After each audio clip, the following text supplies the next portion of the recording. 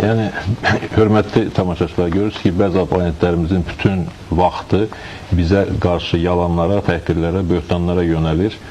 Heç bir başqa məsələ haqqında danışma fikirləri yoxdur, heç bir reallıq barədə danışma fikirləri yoxdur və təbii ki, mən yenə də buna vaxt itirmək fikrində deyiləm. Sadəcə kim bu adamları bura göndəribsə, bu yalanları, təhqirləri də onların özlərinə qaytarılan 5 qat artıqlaması ilə.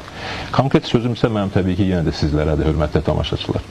Bizim sözümüz sizədir. Biz sizə inanırıq. Biz bilirik ki, siz ağı-qaradan seçirsiniz. Kimin yalan, kimin doğru danışdığını çox gözəl bilirsiniz.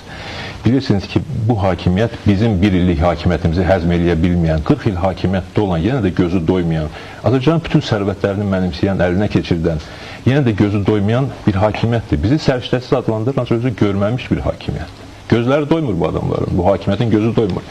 Və indi də 40 illik hakimiyyətlərindən gözləri doymayıb, hakimiyyətlərini artırmaq istəyirlər, uzatmaq istəyirlər. İşləri, gücləri bir illik milli hakimiyyəti tənqid etməkdir. O bir illik hakimiyyət ki, Böyük Məhəmməd Əmin Rəsulzadənin qurduğu Cumhuriyyətin yolunu davam elətdirirdi. Bir il ərzində torpaqlarımızın böyük bir qismini işğaldan azad etdik.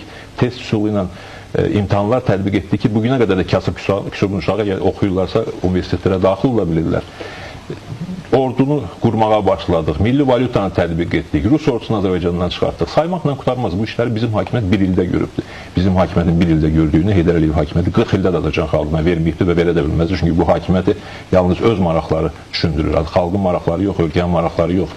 Ona görə də mənim sözüm sizədir. Bu hakimiyyət qorxu mühiti yaradıbdır.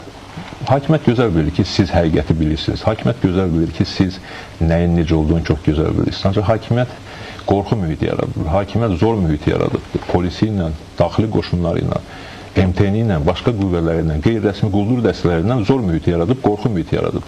Hakimiyyət buna arxayındır. Arxayındır ki, yenə də